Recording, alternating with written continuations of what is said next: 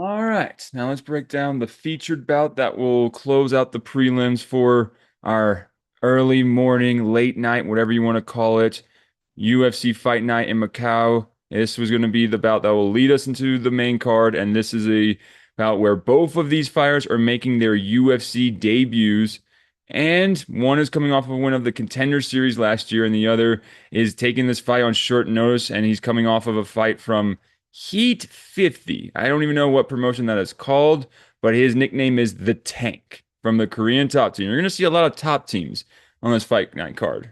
All right, let's continue to the last three bouts for these two, shall we? Okay. So for Luis Felipe Diaz, who is the favorite in this bout, he has his victory in the Contender Series against Donovan Hedrick, sorry. Undefeated 6-0. I mean, a man who was 15 and 5 now became 16 and 5 with that bout. He should have beaten somebody who only had 6 fights and now made him 7 fights after that bout. And then his fights against Luis Couto, who's not a bad record, it's 14 7 and 1. It's experienced. And yeah, his second to last bout was against somebody with two mixed martial arts bouts. I really am like looking at the breakdowns, like the same you can say about his opponent in Yisak Lee. His second last bout was against somebody who is 2 and 3.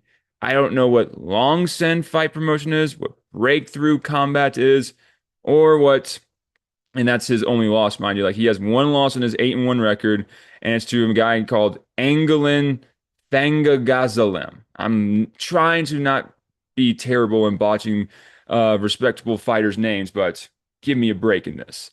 This fight, if you ask me, should be not on a UFC fight night card. I mean, I think that there's a higher standard of fight night cards than just two guys who their last bouts do not tell me that they're ready for UFC caliber competition, and neither of them are. So whoever wins gets to challenge somebody next who does have more UFC experience, mind you.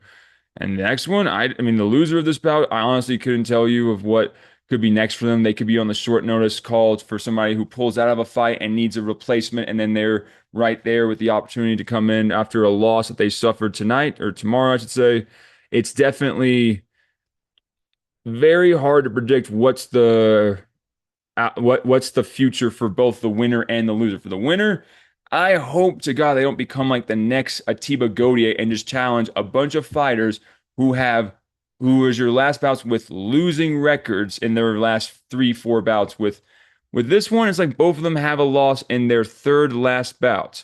And then they win 2 fights and now are fighting in the featured prelim of a UFC fight night card. Again, they got to fill these cards up. Luis did a great performance when he got that submission against Donovan last year.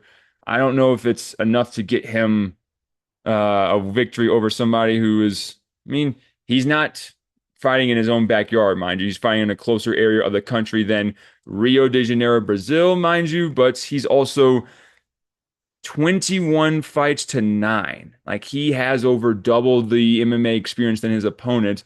He was already supposed to be on this card, and now this opponent and Isak Lee is just filling in on last minute. So if you ask me, I can't be confident of what method of victory could be won by either of these fighters, and I'm picking Luis Felipe Diaz, obviously. He's got, wow, okay, yeah. So yeah, with the only loss in Lee's record being a submission, I predict a second round submission for somebody who has 8 submission wins in their career, and to a guy who has one submission loss and the only loss on his side, I'm going to say that's going to be the method of victory for Luis Felipe Diaz.